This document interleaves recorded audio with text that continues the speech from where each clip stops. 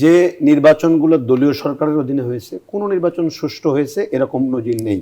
অন্তর্বর্তীকালীন সরকারকে সাধুবাদ জানাতে চাই, তাদের দেওয়া কথা ওনারা রেখেছেন। অধ্যাপক ডক্টর হাসানাত আলী, বিগত নির্বাচন নিয়ে আমরা নির্বাচন ব্যবস্থা যেখানে প্রশ্নবিদ্ধ ছিল এবং 2014, 18, 24-এর যে বিতর্কিত নির্বাচনগুলো আমাদের দেখতে হয়েছে, যে কলঙ্ক নির্বাচনী ব্যবস্থায় লেগেছে, সেই পরিস্থিতি থেকে আমরা বেরিয়ে আসতে সক্ষম হলাম কি?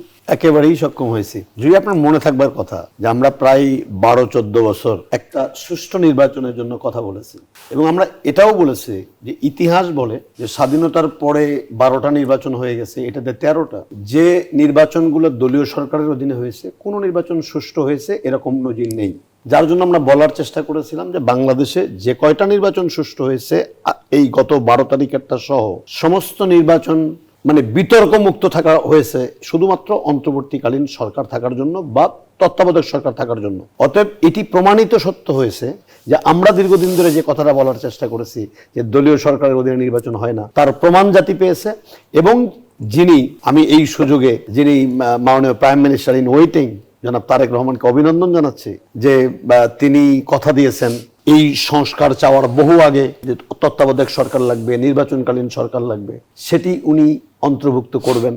জাতি 4 বছর পর পর বা 5 বছর পর পর এই প্রার্থীরা ভোটারের কাছে যাবেন, ভোটাররা এই 5 বছরের কর্মকাণ্ড বিচার করার সুযোগ পাবেন এবং বিচার করে নতুন করে আবার নেতা নির্ধারণ করার সুযোগ পাবেন। অতএব রাজনৈতিক যে দৌরাত্ম্য বা আপনি 5 বছর পর পর যে ক্ষমতার মেয়াদ বৃদ্ধি করে নেওয়ার যে একটা প্রচেষ্টা আমরা দেখেছি, সেখান থেকে এই নির্বাচনের মধ্য দিয়ে যে যাত্রাটা শুরু হলো, সেটি নতুন বাংলাদেশের একটি পথ চলা।